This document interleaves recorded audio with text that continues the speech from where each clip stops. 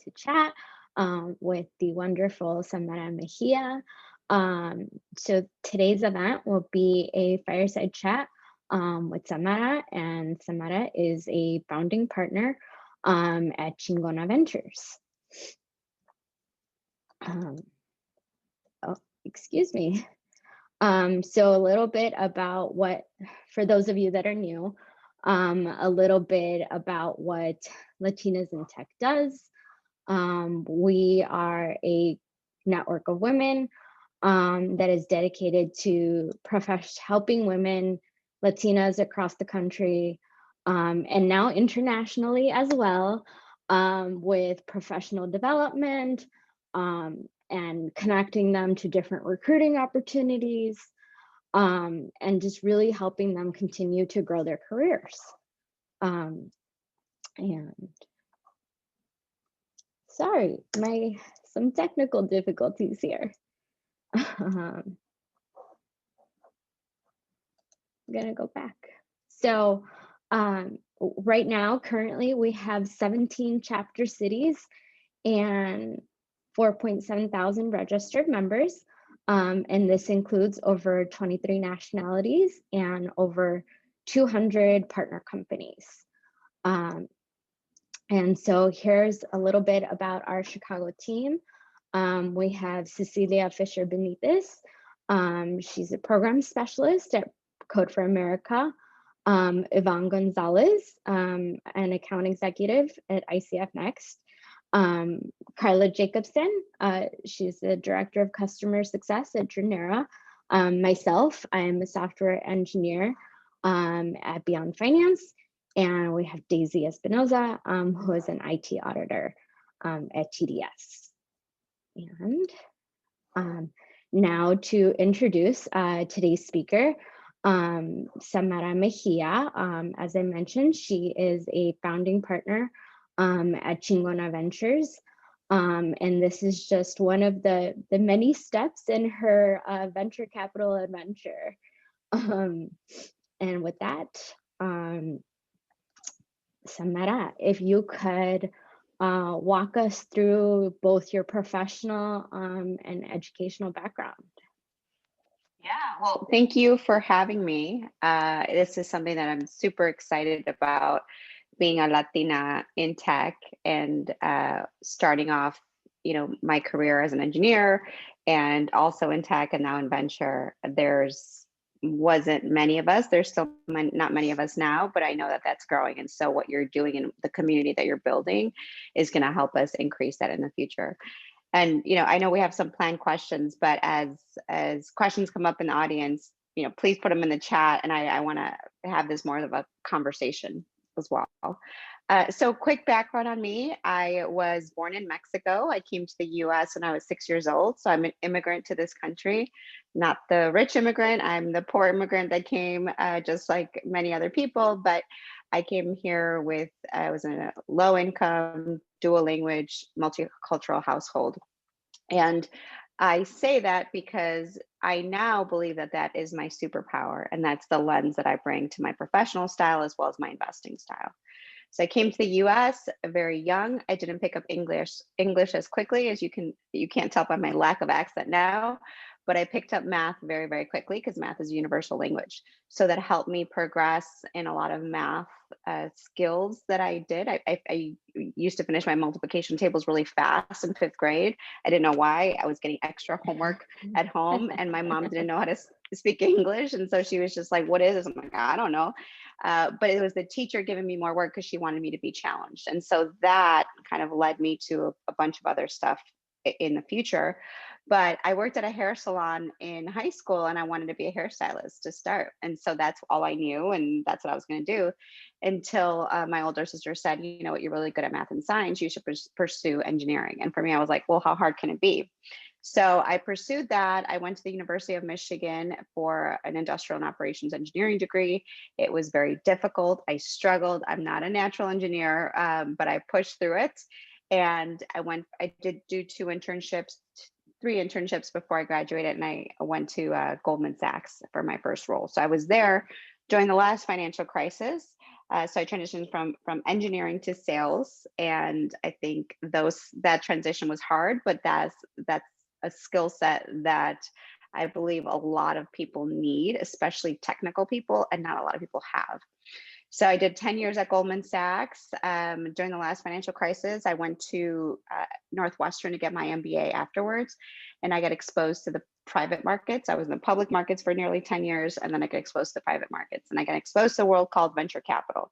And at the time, it wasn't a sexy thing. There wasn't anybody going into it. I barely knew what it was. And so I was able to do an internship, and I was like, great, I'm going to graduate. I'm going to go in, I'm going to go pursue a career here.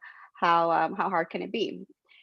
There's no there at the time there was no job openings. It was all network based, and so I graduated Northwestern without a job. And I like to say all successes and all failures and all sorts of struggles, because I think it's really important to talk through that. I didn't have a job. Everyone else did. I went to 1871 here in Chicago, which is this local entrepreneurial hub. And I started meeting with a bunch of startups to see what they needed help with. I consulted startups as well as some VCs. And then I finally found two partners that were launching a venture fund locally here. And I convinced them to join me, or to let me on the team, the founding team. I had a sales background, had an engineering background, and I said, I'll learn everything else. So I convinced them to get me on. I joined on as a third person on the team. I was there through Fund 1 and Fund 2 in a venture capital fund that invests in seed to growth. And we can talk about what venture capital is and what we do. But while I was there, I saw an opportunity in the ecosystem. And it was the opportunity was threefold. So first, I saw the types of founders that were getting funded. And as you can imagine, a lot of them looked the same. They all had network-based venture money that went into their businesses. And I saw some really great businesses that were growing, but that just didn't have access to this capital or a network, or couldn't pitch right, or couldn't understand the lingo. So I saw an opportunity to invest in those types of founders and teams. I saw industries that were growing, massive, and often overlooked, which includes industries like the Latino community, and which is one of the fastest growing in the United States with the highest purchasing power, but no one's paying attention to it. So I saw that opportunity, and I saw an opportunity to go in earlier, where many people, it's known as a friends and family round.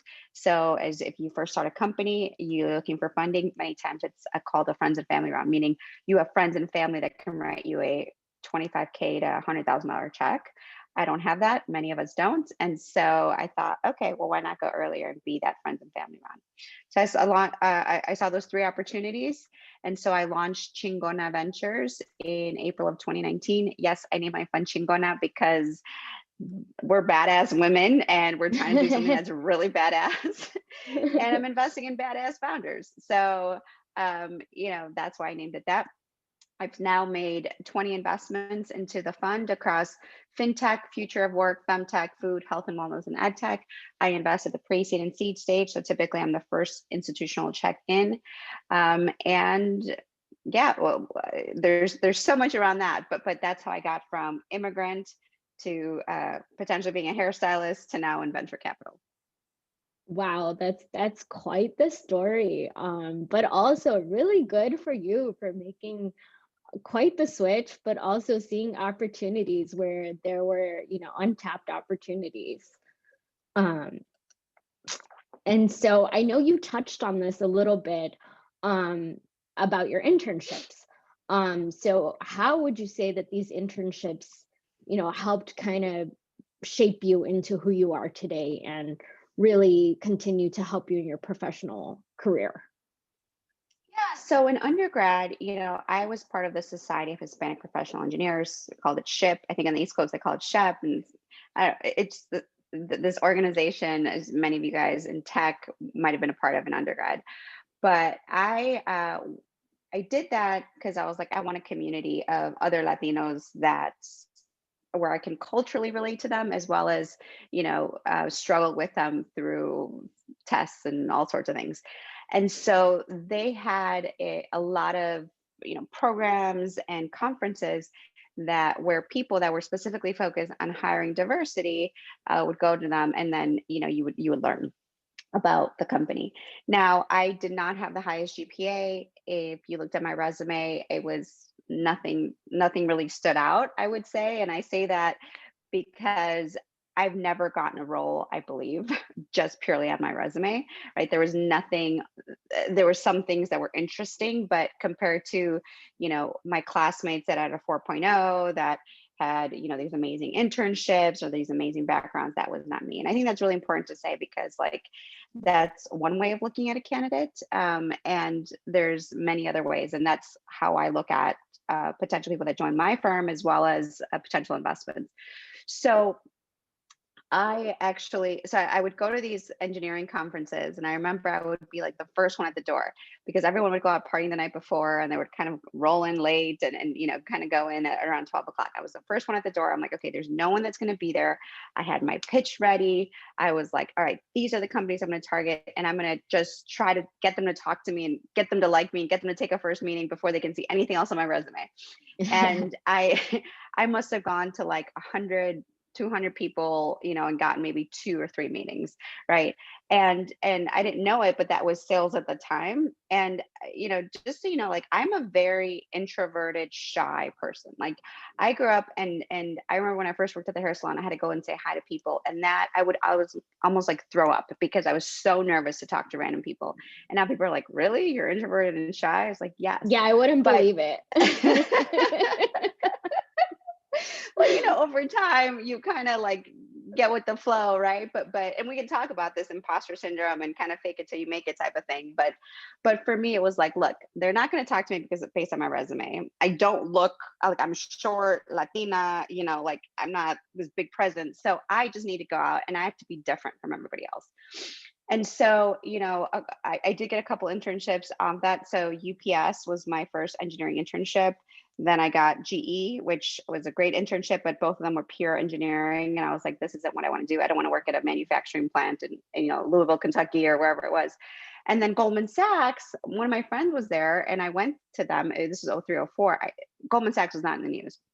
And I was like, hey, what do you guys do? I was so naive. And they're like, well, we do this and this, and we're looking for more engineers to come on. I was like, great. And the recruiter, he goes, why don't you just give me your resume and we'll try to get you on board. And so that's kind of how the conversation started.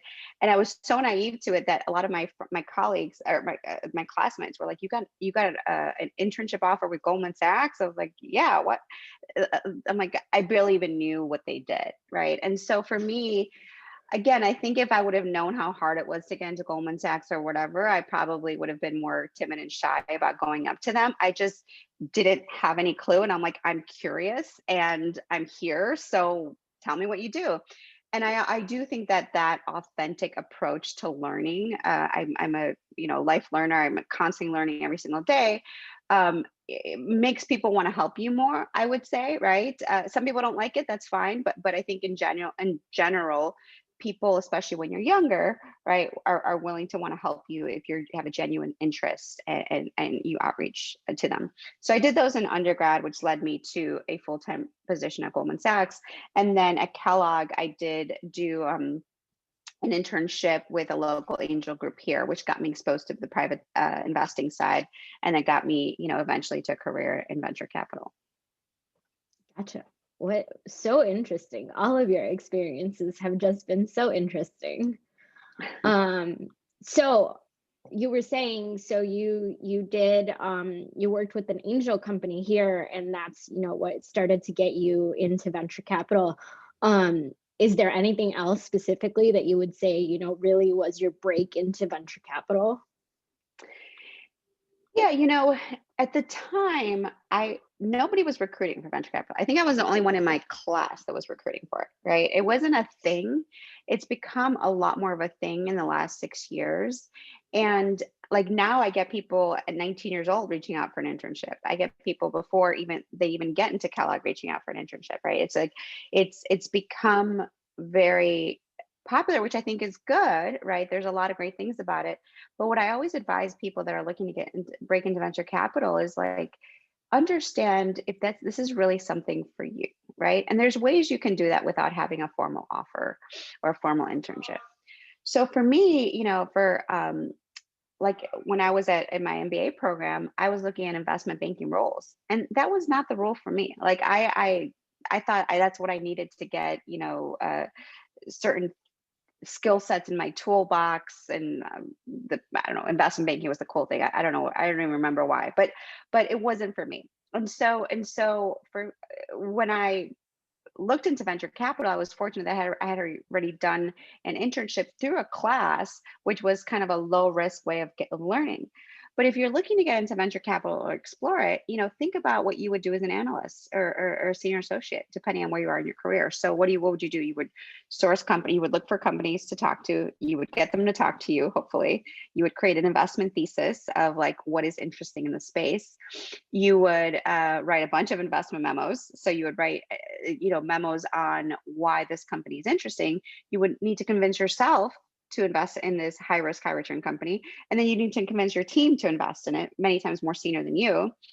Right. And then you would also need to build a brand around yourself and around a specific, right, thought leadership pieces for people sending you deal flow. So you can do that without actually having a role. So if you're interested, think about whether it's a space you're currently in now with your current company or something you're really interested in. So for instance, one of the areas I really like is female technology, femtech, everything to do around female health and wellness. And so maybe that's your thing too, or maybe it's something else. So go out and say, all right, what do I think about this space? Where's the funding going? And better yet, if you can put a PowerPoint presentation or something together to write down your your thoughts on the industry and be able to send it out to people.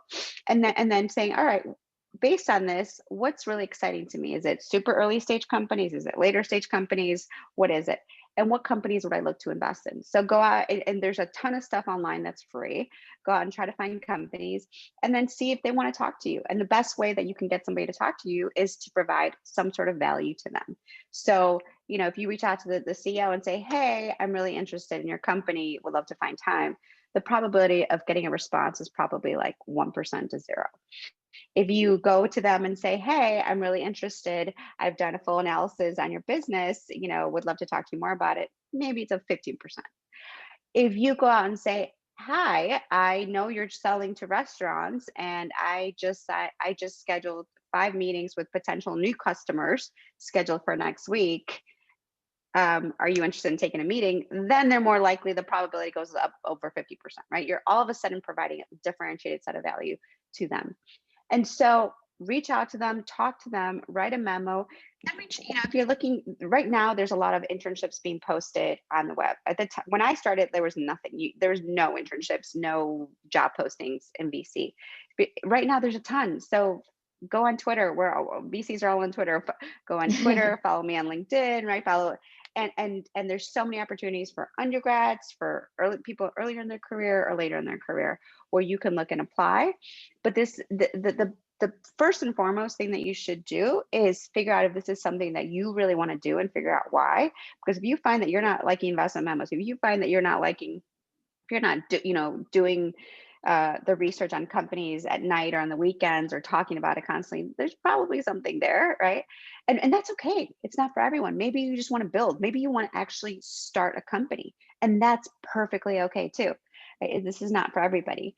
But anyways, do the job before you actually do it, and then reach out to job opportunities as well as people in the industry with some sort of value where they're willing to take your meeting. Yeah, absolutely. Super great points that you have there. So that kind of actually leads me to my next question. So you've had really great experiences, really great internships, worked with several different organizations. So how would you say, if you've had any mentors, how have they played a role in your career? Yeah, early on, it was, so I had Goldman Sachs was a great place for me to start, right? They have all the training that you could ever need. They set you up with mentors. I could email anybody and most people would respond and take the time to meet with me. And for me early on, it was set up, people wanted to help you. It was great. But then over time, I realized there's a difference between mentors and sponsors. So the way I think about mentors is someone that you can go to. Maybe it's an assigned mentor, maybe it's someone that came through naturally, and you maybe talk to them about have questions for them, and then they give you their opinion on what you should do, and that's kind of it. The way I think about sponsors is someone that not only does that, but will go and fight for you on your behalf, whether that's for a promotion, whether that's introducing you to people and for job openings, fight for you to get an investment in your fund or in your business, right? These are people so that's different. They're not always the same. And early on, I think mentorship is definitely very important. But as you get through your career, this sponsorship thing, right, is even more important. And so when early on, I mean, I remember as an analyst, I saw the youngest female partner in Chicago was speaking, and I would go to everything she went to and spoke at, and I just went up to her, was like, can I have a meeting with you? She's like, yeah. And then over time, I scheduled enough meetings where I'm like, can you just be my mentor, like officially? She was like, sure. And it happened naturally because it was something that I would see her and I would ask her certain things, and every piece of feedback she ever gave me was incredible. And even something as simple as like responding very quickly to emails, I still do that, right? Granted, not every email, but like the important ones. And I will respond at some point, right? But right now I kind of run my own business, and it's become a little bit more difficult. But when I was in sales, it was like just responding within half an hour, it was such a differentiator, which is crazy. Things just like she encouraged me to go out and get my MBA and leave, this business. And I'm very fortunate for her, right? But it doesn't always happen that way. And a lot of times people come up to me and it's like, hey, will you be my mentor? And one of the things that I've learned over time is see if it happens naturally, right? And it doesn't necessarily have to mean that like you have the title mentor and mentee. You could just happen to have, quarterly meetings with somebody that they want to help you, you want to help them. And also like the follow-up too. I mean, people want to feel good about what they're doing. So like if I'm making an introduction and follow up with people and say, thank you so much for meeting with me last. I took your feedback and I applied for this, I recruited for this, right? And I think the follow-up piece is something people don't really do, and the ones that are really, really good and have really great mentors around them that want to help them are the ones that they keep in touch with. So mentors have played a huge role for me. I think later in your career it gets less about mentorship, and like your mentors become your colleagues. Sometimes you start becoming more kind of progress more in your career than your mentors, and it's so I think about it more as teammates for me now, sponsors that would be considered colleagues, and then people that are later in their career, I reach out to them, but I put them less on like on this pedestal thing and more of like, hey, let's share notes, right? This is what I'm doing. I know you've done this before. How do you think about it? Okay. And then taking that and saying, all right, I'm gonna take some of that, but I'm also gonna do it this way, right? And so I think mentorship changes over time, depending on where you are in your career. Right. So say that you're later in your career, and now you're at a point where you're looking for a sponsor. So how would you say that conversation is different from like a conversation that you would have with someone when you're earlier on in your career? When I think about sponsors now, I think about people that it wasn't like it was a conversation where we met, and this, when you meet someone, you like instantly click, like you like what they're saying, I like what you're asking, right? Like you have a really good meeting. And it was more people that we just had a similar view on an industry, or similar view on an opportunity, or similar view on something, right? And then I just really valued their feedback, and I would just go on something, and I would just go to them and say, hey, would love to get your thoughts on this, whether it's a text, whether it's email, whether it was at an event. And it just happened organically, to the point where then, in more recently, there's been like 3 cases of this where I would just do that, and it led to an investment in my fund. It led to co-investing in a deal. It led to somebody fighting for me at an investment committee meeting. It led to somebody introducing me to somebody else who then invested in me, right? So I think about it that way. And by the way, when I went to them originally, there was no like intent for this, right? Because you can tell when people are just like trying to sell you, right? It has to happen authentically and organically. So it's more around like, hey, I I really value your perspective, and I'd love your perspective on these three things. And by the way, afterwards, I'm going to follow up because I want you to know kind of how it went. And I'm going to follow up on something because you agreed to, right? Or you offered to continue to meet with me, or you just want to know, you wanted to know how I'm progressing based on our last conversation. And then that piece just happens more organically as opposed to like, hey, will you be my mentor type of thing. Right.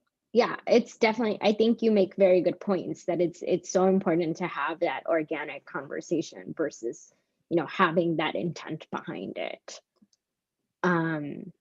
So I think this is a very hot topic question here.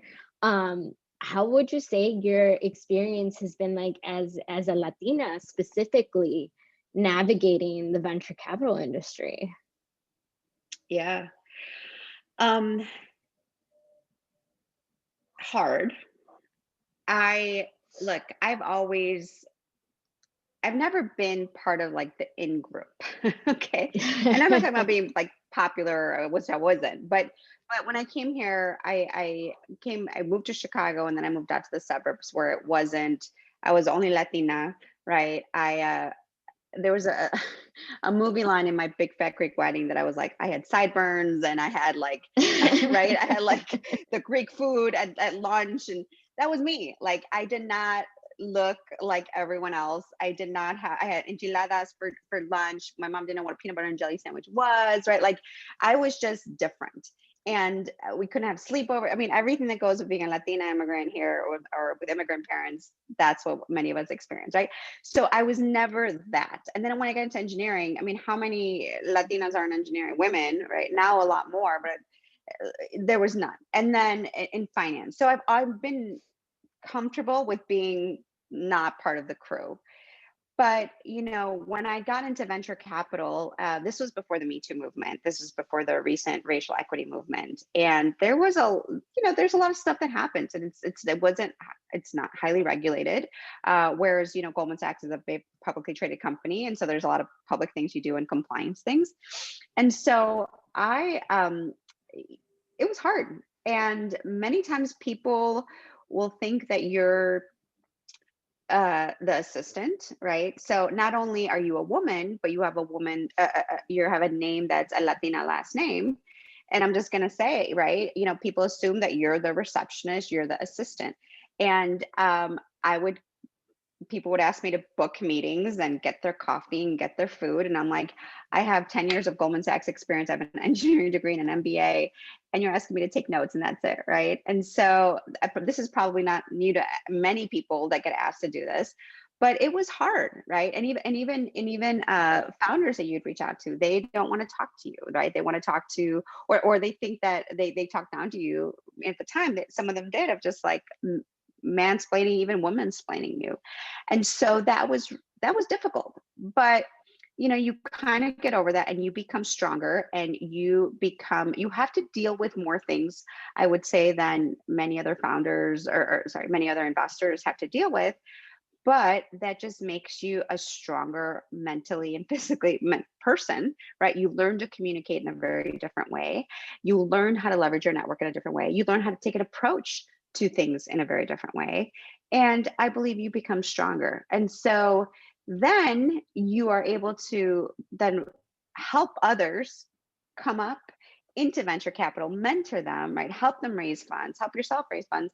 And so and now I use that as my superpower. Now I say that that's actually what makes me different, and what's going to make me outperform than everybody else is being a Latina in the venture capital space. There's very few fund managers that are Latinas in the Midwest. I don't think there's any that are running their own funds that invest this early, that didn't come from a network, didn't come from money, didn't, right? And I'm in the same place, or a different, a slightly different place than other people in this. And so I bring a unique perspective to my investing style, which is needed. And by the way, which I'm part of, again, the fastest growing populations in the United States with the highest purchasing power.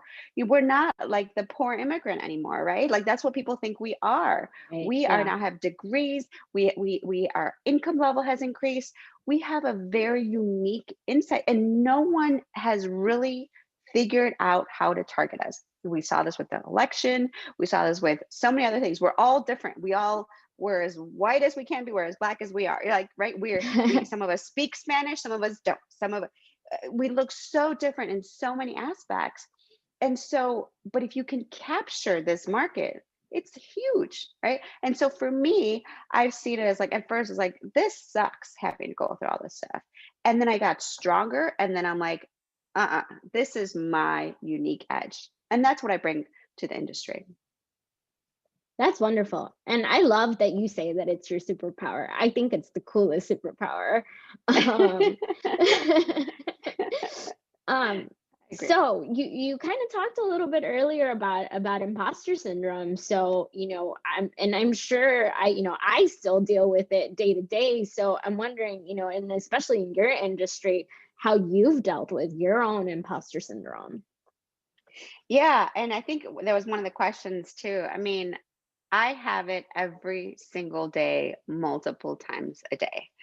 And that's why I name my fund Chingona Ventures, because I can have imposter syndrome for 5 minutes, and then I look at my logo and I look at the name and I look at, all the investments that I make. And I was like, no, I can have it for 5 minutes and move on. And the thing with this is that I've always dealt with it. And in whether it's a confidence thing, sometimes I've been the youngest, the shortest, the only female, the only Latina. It's the only, it's constant theme in my life. And I don't know why I choose these careers and these industries where I'm like but it's just what I wanted to, it's what I genuinely cared about and wanted to learn. And what I realized, and what was so empowering is coming into the space. I always thought like, oh my God, I don't know as much as everyone else. Oh my goodness, this person's so smart. They know what they're talking about. Oh my goodness, why do they sound so confident? And then I just realized that over time, like nobody really knows what they're talking about. Like nobody really, really does. There's very few, like, people with PhDs, people that have been in the industry for 30 plus years. But the reality is that, and even if they do, right, there's always a new perspective that someone can provide, right? And for me, I'm like, I'm in the room for a reason. And whether that's, uh, they made a mistake to hiring, that could happen too. Whether it was they liked my engineering degree, whether I don't know what, but I'm here for a reason. So I'm going to leverage that reason. I'm going to provide a perspective. I'm going to have my voice heard. And one of my actually mentors at Goldman Sachs when I was an intern, I remember being in the room, and I would just in her meetings with her, I'd be like, "Hey, what are these like bank meetings you're going to? What do you guys talk about?" And it was like these really important senior bank meetings. And she goes, "Well, why don't you come with me?" I'm like, "Okay." And I would just sit there and I would just write down notes, write down my questions, and afterwards and go to her. I'm like, okay, what about this? And I would ask her a bunch of stuff. She goes, why don't you ask at the meeting? I'm like, I'm this intern and you guys are all like managing partners of this firm. And she goes, no, people need to hear your perspective. And so after that, I started to do it. I don't always, and sometimes I get really, scared and whatever else. But every time I do that, I always think about it like no one knows what they're talking about. And even if like, what's the worst that can happen? I'm going to say something and it's like, oof, I said it the wrong way and whatever else. But I will learn. I will learn to be better. The next time I speak up, I will say it with more confidence. The next time I speak up, I'll be more concise, right? Or even if like, even if people hate it, so what? That's my personality. And it takes a long time and a lot of practice, which you have to do every single day. But the more you can make yourself uncomfortable, the more you can speak in front of people if that makes you uncomfortable, the more you can speak up in front of team members, very senior team members, the more you will learn and you will get comfortable with it. Just like for me, when I was at the hair salon, I was terrified of going up to random people and asking them their name and that's it, like what kind of service they wanted. I was so petrified, right? But the more I did it every single day, the more I would like became much better at it, right? And so for me, it's practice, and it's also empowering yourself to say, I have a voice and I have a perspective, And also saying like, nobody else freaking knows the answer, right? Knows the right answer. So I'll provide mine, and maybe mine will be the right answer. Maybe it won't, but it's something that needs to be heard. That's wonderful. That I think that's such wonderful advice, and especially for us to keep in mind, not only as Latinas, but as Latina women. I think all of it is just so important. Um, so that brings me to my next question. And I know you've given lots of great advice already.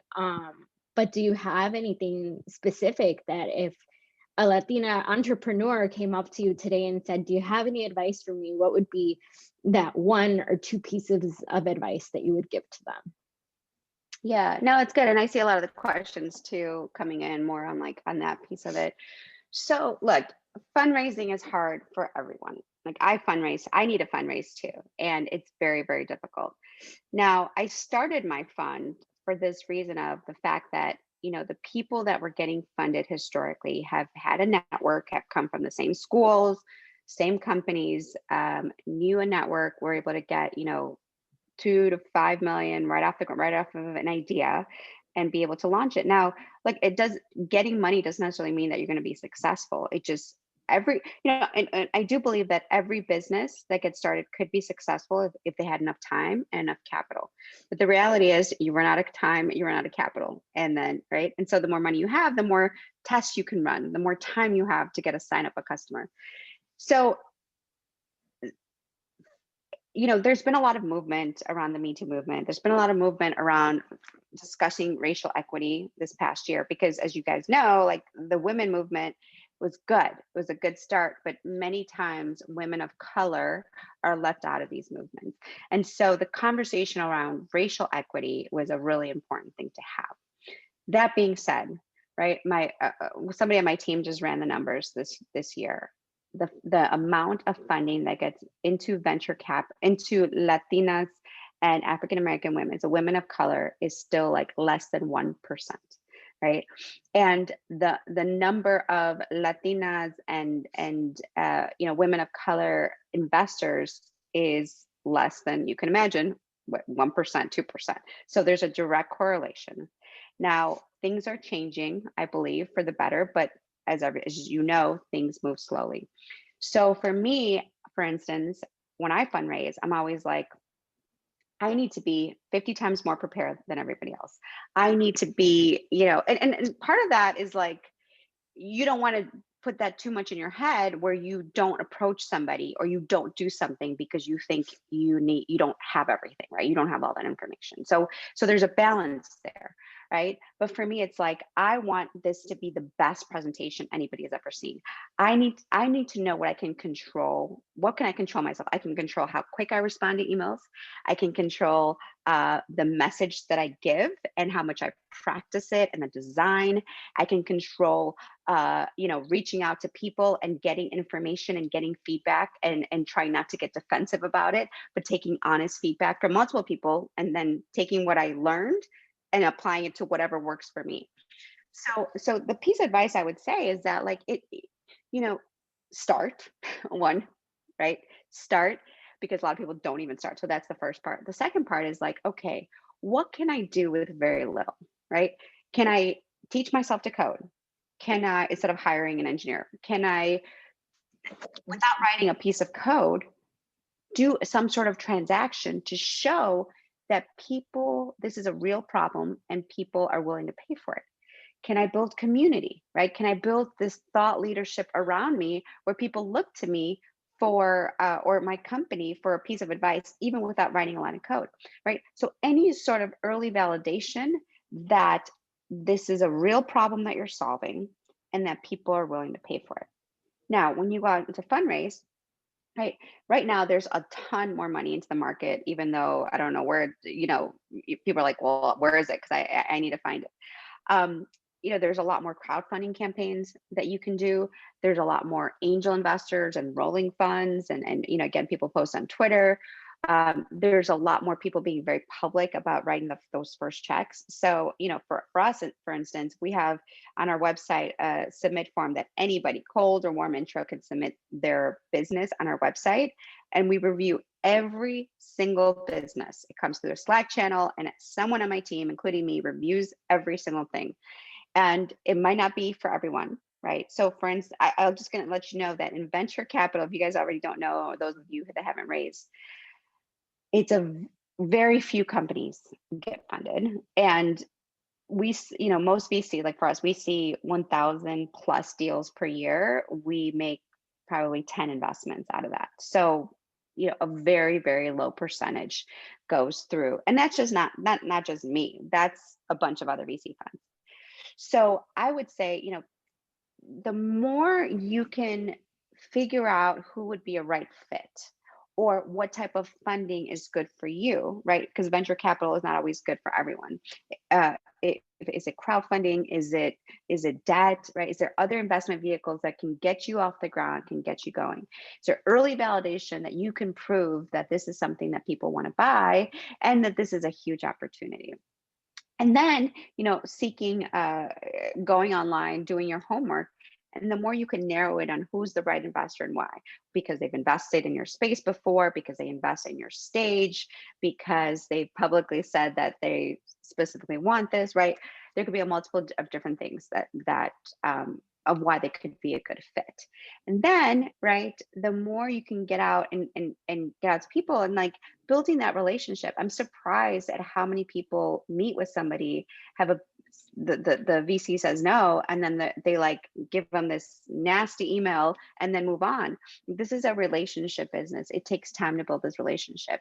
We're in a high risk, high return business. So we just need to get the confidence, right? And help the investor get the confidence that this is something that you've thought about, they have early indication that it's going to be really successful, and that you're the person to do it, whether that's a unique perspective on your market, something about you, right? That like maybe you have 30 years of experience in this. Like, what is all the more confidence you can give somebody, the more they're going to want to have these conversations. And so so that's the pieces of advice I would give. And there's a lot around that. So happy to go into more concrete, pieces within that. But that's kind of high level what I would say. Gotcha. Thank you. So kind of switching gears a little bit here, and I know that you talked about, someone that gets a nasty email back from a VC. So what would you say what does good leadership look like to you?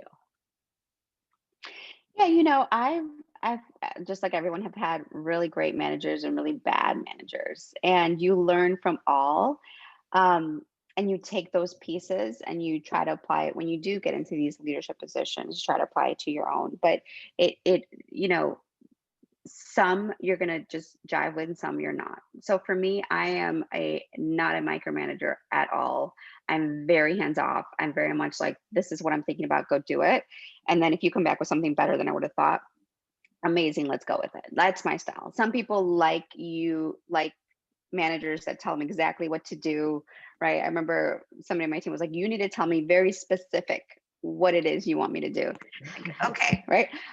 So for me, there's no right way of managing, and this is the manager perspective. From a leadership perspective, for me, that just the most simplest thing is like, the leaders that I've always valued were ones that it was more about the other person than them, right? It was like, I remember going to some of these meetings and just asking a ton of questions and having my questions down. And then they were like, that's great, we'll get to that, but tell me about you. What about you? And I'm like, we're 30 minutes in and I haven't asked anything. It's like, no, they genuinely want to learn about you. And they want to figure out a way to help you, right? And the more confident the leader, the less they'll talk, I would say, and the more they'll want to listen to you and want to help. And for me, it's always been people that are okay saying they don't know, right? When they're listening to you, they're curious. They're more curious than they want to talk. and then also like are willing to get in the weeds with me. So the ones that would sit with me side by side and look at a financial model, right, when I was struggling with it, Mhm. or look at a business and really dig into the details with me, and also work alongside with me regardless of their title, is something I always appreciated. So that's how I think about it, right? But the big thing, and also being a leader is someone that like is breaking ceilings, right? Breaking glass ceilings, like we've seen recently with a ton of this happening. People that are breaking the mold of what it means to be, or what it looks like to be a leader, right? And for me, that's so important, because then all of a sudden there's a group of people coming up behind you that are like, oh wow, this person did this. Okay, I can do it. I can see myself in it. Right. And so it's just as important to also bring the next generation of leaders up. Right, exactly. I think those are all great points. And especially for myself, I can agree. The one that sits down and looks at things with you, side by side, regardless of title, and I completely agree that that's one of the best leaders. Um, so, and I know that you've already given us lots of great information about the story behind Chingona Ventures and how you've seen some untapped opportunities. But what was the specific inspiration behind starting Chingona Ventures? Yeah, when I first started in venture, I was just like, "Oh my gosh, how did I get into this? This is an incredible role." I was just excited. If you would have told me, okay, in 5 years you're going to start your own venture fund, I would have thought you were nuts. I didn't. There was never a plan to. I was just like, I really love my role, and as I got into it, I saw opportunities being missed over and over and over again. And the people that started their own funds historically were ones that had family money that could give them $1 million, and they could start writing checks and having, proving out a track record, or people that knew high net worth individuals, because that's who pretty much funds your first fund. And so I never thought, I'm like, I don't have that. Right. But what I did have is I had a network of people that, well, first of all, I had deal flow, and I had enough of a data points that said, okay, if I would have invested in this company at this stage, 5 years later, they would have either exited or gotten a much higher valuation or increased in sales or whatever that is. So I had those data points, but and I had a dream, and I was just like, fuck it. Like I literally, so just like uh, when I get upset, I might cry, and then I'm like, F this. And I just go, right? I do my best work when I'm angry. And maybe I should do my best work when I'm, calm and happy too. But I just like when I see an inefficiency, someone getting purposely left out, including myself, I just like, why? Right? Why is this happening? So and that could be like people purposely doing it or not purposely doing it, right? For me, I was just like, there's these missed opportunities, and it's not a charity, it's not a nonprofit. Like, you can make money backing these incredible founders and these amazing industries, and maybe they just can't say the right words. Maybe they just don't know the right person, but they have this potential, right? And for me, that's always been the case. I told you this earlier on. It was like my resume, nothing about my background earlier on, even now in many cases says like, this is a person you need to talk to, right? It was always somebody finding something in me with potential. And that little opportunity, whenever someone gave me that little piece of opportunity, that first internship, that first job, that project, that first check, I just go 10,000%. I'm like, I am going to take that little opportunity that I got and just go full speed. Right. And so for me with Chingona Ventures, that was it. It was like, I have this unique thing that no one else does, and I don't know if it's going to work. Right. And this is another thing with risk, because growing up, my dad was like, save get a good job with insurance, and then, live happily ever after. And look, he's an immigrant to this country. I love my father, and he's an accountant. But for me, I'm like, a lot of things that I've done, leave a big company with good insurance, go to get my MBA, graduate without a job, join a VC fund that who knows, right? If they're going to have a job, if I'm going to have a job in a few months, start a company that who knows. I've been in constant high risk, high return things. And my background doesn't say that, right? Because it's always been like very stable opportunities and upbringing. But I just, taking that risk and finding an opportunity, betting on yourself, right? More importantly, for me, that was why I started it. And if you think about risk, because this is a big thing that I talked to a lot of Latinas looking to get into venture, and that was like, well, I don't want to leave my stable job, take care of my parents, and this and that. Like, yes, same, right? Me too. And now I have a child, so, and a husband and a family, and my parents rely on me too for a lot of financial things. So like, if this fails, I don't have a cushion to rely on, right? But I would rather be working for myself and proving out something that I fundamentally believe, that I think about every waking minute of the day, than to do something that is okay and that, where I'm, not as happy. And it's just my calling, right? Sorry, I'm like reading The Alchemist again at night. I've read it like 10 times, and like this is like what they talk about, like finding your calling. But anyways, that was it. And I say that because if anybody's looking to start their fund or startup or whatever it is, leave their job, right? Now is the time. And sometimes there's a personal stuff where like you have to make sure you get your finances in order, and you have to make sure whatever else. It's a very personal thing, but there's always a way to get started.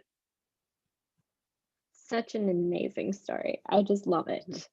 And I know that we kind of talked about some stats, but so currently there are less than 3% of Latina women that receive VC funding. So what would you say that we as Latinas can do to, one, increase this number, and two, support each other so that this number does go up? Yeah. So look, I'm a part of the Latinx VCs. It's an organization that's looking to, one, get more funding into Latino-led startups, two, get more Latinos into venture capital, and three is to help more Latinos either become promoted into general partner roles where they're managing a fund or run their own funds. So I'm part of the subcommittee on the last piece, but we have organizations working on this. Now, for me, the biggest thing that I can do is to write a check into Latino founded companies. Right now, 40% of my portfolio has a Latino founder in it. 50% has a woman founder in it. And no, I don't only invest in women and minorities, but I'm very intentional about it.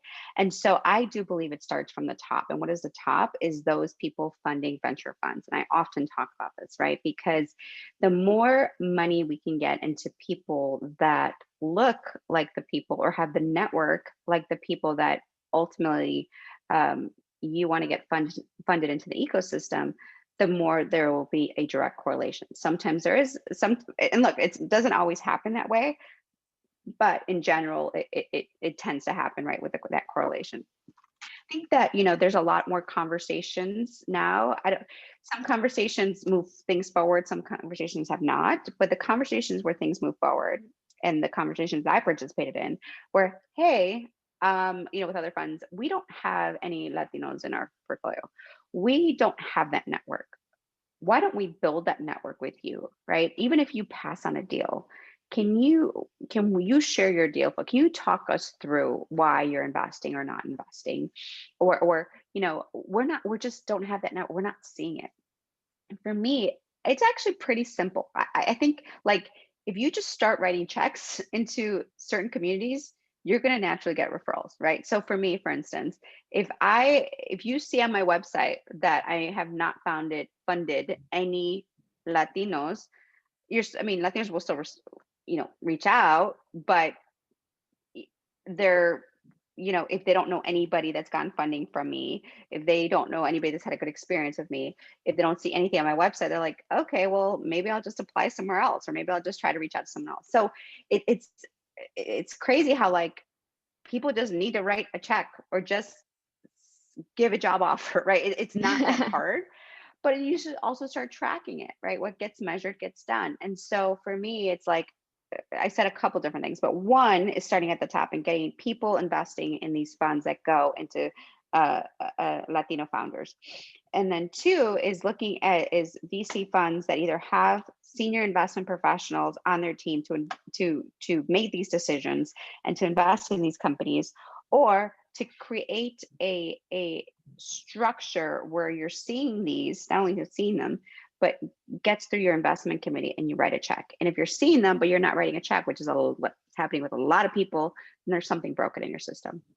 And then lastly is having more support for Latino companies starting. So I think there's only 1 or 2 incubators in the entire United States just focus on Latino founders. But there's been more programs like Techstars and others that are becoming more intentional, or have been for a while. So getting more incubators to support. And then also, with them, they all, like, I mentor a bunch of Techstars companies, or I go to the selection committee with a ton. So it gives you more exposure to these ecosystems, and then, and hopefully eventually get me more in my portfolio.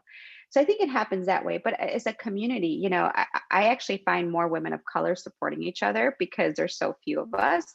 And so more women of color that I pass on will actually refer me deals and that I've actually invested in, because it's like, hey, I didn't have such a bad experience. I wasn't a fit, but this is someone you should talk to, right? Or even in my portfolio, I get a lot more referrals from women and women of color because of that reason. So, and I hope to continue that. I'm not perfect, right? Not everyone's going to have a great experience with me. I hope the majority of people do.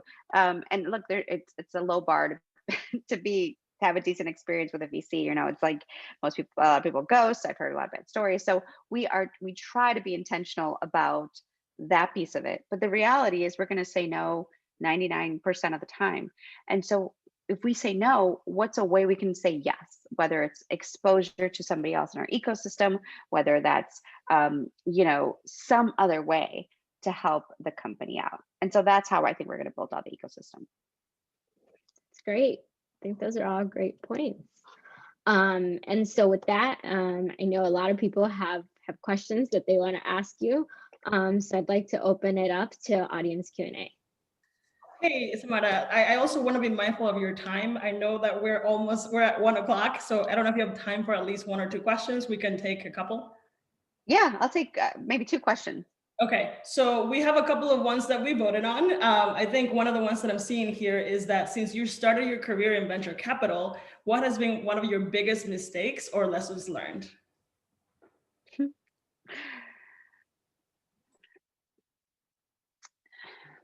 That's a really good one. I think, well, it's hard because in venture capital, you don't know if you're doing well for a very, very long time, right? So like, you don't know if you're doing well for another 5 to 10 years, as opposed to building a product or, working at a company. So there's still, I don't know if I'm a good VC or not, but the biggest thing that I've learned is having more confidence in myself and doing it. I wish I would have done it earlier on, right? Because I came into this thinking everyone was so smart, everyone just knew more than me, or I needed to have started a company and had $1 billion exit to raise my own fund, or whatever. There's so many things that for me early on gave me imposter syndrome and still does, and the fact that I didn't see any Latinas like me with my background start their own fund. So I was like, well, maybe I can't do it. So the biggest mistake that I had was not having more confidence in myself earlier on and betting on myself. And so I think everything turned out so far the way it should have, but there was a lot of learnings and a lot of mistakes that I made along the way because of that. And also the way I invest, you have to have higher conviction than anybody else. Like the deals I see, the deals I invest in look really ugly and messy early on. And you need to have more conviction than anybody else. And so having learned a lot of that and still learning that, I think that is what has helped me. Awesome. Okay. And I think the last one here that we have time for is, what advice would you have for effective communication strategies in VC? Respond. Literally, you'd be surprised how many people don't respond. And I'm not talking about like cold, random, not good emails. Like those, fine. I'm talking about like, you asked me to respond to you. I know you for the past 5 years and you don't respond. Like, right. And there's things that happen, but like, I don't know what the heck's gone on in the ecosystem or what, but even younger people now do not respond to any emails, especially like, I'm going to make an intro or follow up with me. I don't know what the heck is going on in the ecosystem, but one of the things that I learned from my mentor is she's a partner at Goldman, and she always responded back to me no matter what, within like 10 minutes. She goes, the only time you won't get a response from me within like 10 minutes or 15 minutes is when I'm on an airplane and like I have to turn off my phone, and that's it, right?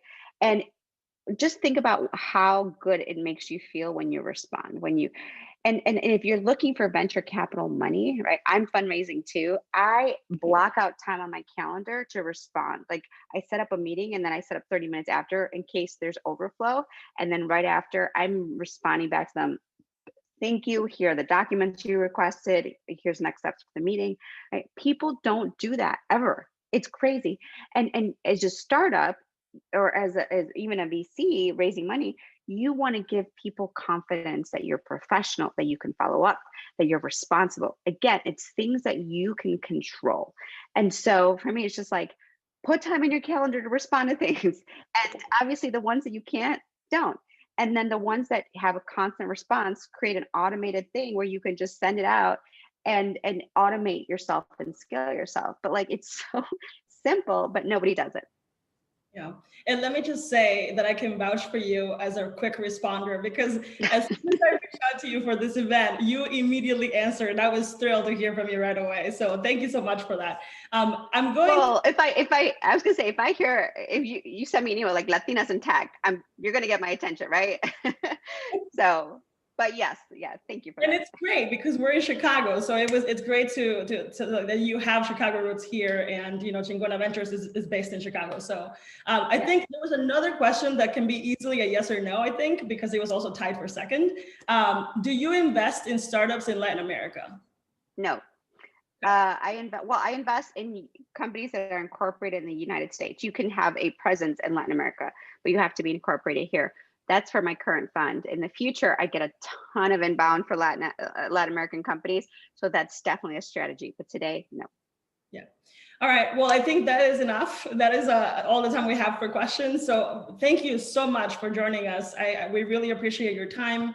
And you know, we loved your energy, and I really feel like such a chingona right now too. Like I'm ready for 2021. Yes. Yes. No, thank you. You guys always inspire me. I love having a group of strong Latinas, you know, become the next generation of those leading companies, leading funds. And so I'm so excited to be here. Bring me back. Let's have another conversation in person. We'll have skinny margaritas or something, and let's continue the conversation. Thank you so much, Samara, and thank you everyone for your time today. We'll definitely take you up on that. We'll do like an year, like, you know, hopefully we can be together in person by then and have a happy hour. Let's do it. All right. All right, guys. Talk to you soon. Bye everyone.